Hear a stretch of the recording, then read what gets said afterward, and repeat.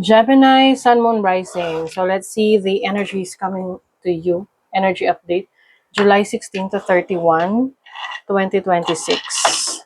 Second half ng July. What's coming? What's the energy? This is a general reading. Pwede kayo makarelate, pwedeng hindi. Just take what resonates. Another reminder, I will not message you or follow you para mag-offer ng services. So mag-ingat kayo sa mga fake accounts and scammers. Kung gusto nyo ng private reading, just go to my website, mrqueenph.com, or you can book directly sa aking calendar, link on the description or comment section. Okay, Gemini, what is the energy? Second half ng July. 16 to 31. Bravery, oy, matapang. Ikaw ay mas parang may paninindigan. Ayan, maninindigan ka sa isang bagay, sa isang kaalaman, or yung tipong hindi ka basta-basta may impluwensyahan ng ibang tao. Wow, merong shift. Energy shift. Pwedeng isa ito sa pagbabago, no, ng gagawin mo. Kumbaga, maglalakas loob ka na may baguhin sa buhay mo, na hindi mo siya hinihintay kasi ikaw mismo ang gagawa ng paraan. Tingnan natin, in what area of life is this? Ooh, your fourth house. Fourth house is your foundation. This is also your home, your family life. So, pwedeng may paglipat ng bahay, some changes pagdating sa home and family dynamics. Pwede ring maninindigan ka na para maging independent. Yung mga nakapisan pa sa parents, if you have your own family na or you just want to have your independence, maglalakas loob ka na mamuhay ng independent, mag-isa. And also, may time ka rin to relax.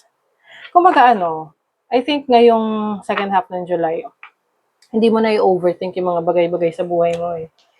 Oo. Kumbaga para sa'yo, you will go with the flow as long as alam mo sa sarili mo na malakas ang loob mo at bukas ka dun sa pagbabago na yan.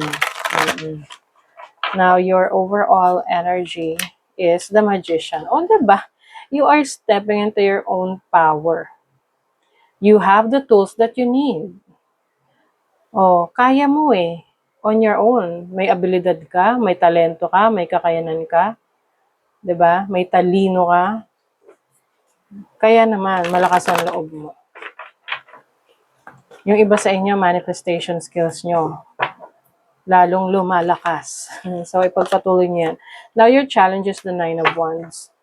Ang challenge kasi rito is minsan kahit na gusto mo na umalis, yung ba parang may guilt, no? You're feeling guilty. Lalo na kung gusto mo nang bumukod, no? Alis ka sa poder ng pamilya mo, ng nanay mo, tatay mo. May guilt na parang feeling mo, may sinusuway kang tao. Ganon. But you feel in your heart na it's time to be on your own. Pwede rin sa career mo to, trabaho mo, na dati, nagtsatsaga ka dyan, dahil kahit pa paano, sigurado na may sisweldohin ka, pero hindi ka naman nag-grow. So, ito na yung time na mag-step into your own power ka, maglalakas ng loob ka, na magkaroon ng pagbabago sa buhay mo, at gagawin mo to ng relax, kalmado lang. Hindi ka magpapanik. Your opportunity is the Four of Pentacles, which is stability. Which is, kumbaga alam mo kung ano yung kakayanan mo, alam mo kung ano yung meron ka, alam mo kung ano yung resources mo. So, you also have the opportunity to bring stability in your finances, your career. More on parang merong pagbabago pagdating sa tahanan mo. Oo. Saan ka nakatira? Saan ka, naninirahan, nabubuhay, ganyan. Now, your blessing is the High Priestess. You will be blessed with knowledge, with the instinct, the intuition. This is a superpower, no, Gemini? Kasi, kumbaga, alam mo ano yung makakabuti sa'yo eh. Kumbaga, you are seeing the future. You know what's coming. Kaya pinaghahandaan mo yan. Mm-mm. Wala pang idea yung iba, ikaw handa na. Ganon. And also, pwede rin may mga matutuklasan ka, may mga bagay na alam ka about other people, intentions nila. So, instead na i-confront mo sila, ikaw na lang iiwas. You and your loved ones are safe. Ayan. So, you don't have to worry about the people that you love and you care for. You are safe. You are in good hands. You are doing well. Be bold and make the first move. So I think ito yung boldness na sinasabi ko sa inyo when it comes to being brave, pagiging matapang, na mag-take a step forward and do the things that you want to do.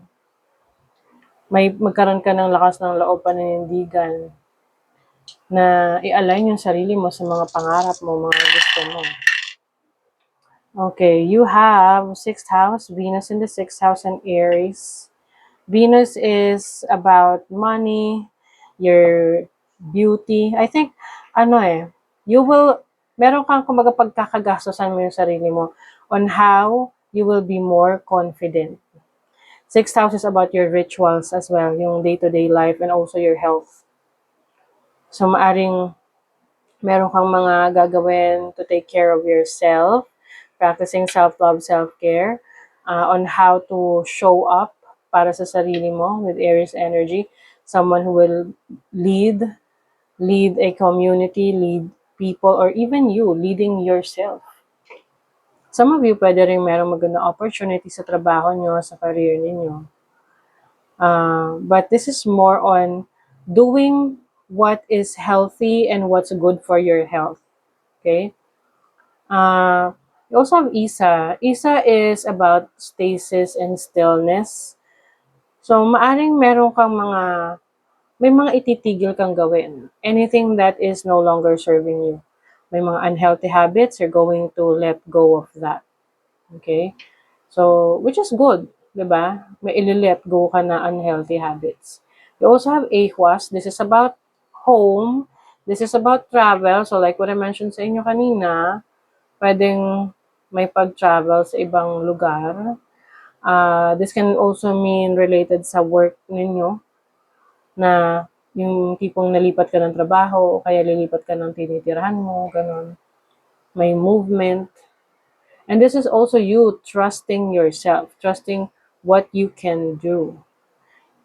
And the good thing here is merong gabo. Gabo is about opportunity and blessings. Pwedeng meron kang marireceive na gift, no, regalo, or like pwedeng literal na regalo or symbolic na regalo para sa'yo na ikatutuwa mo talaga. Oo. Like a blessing para sa'yo.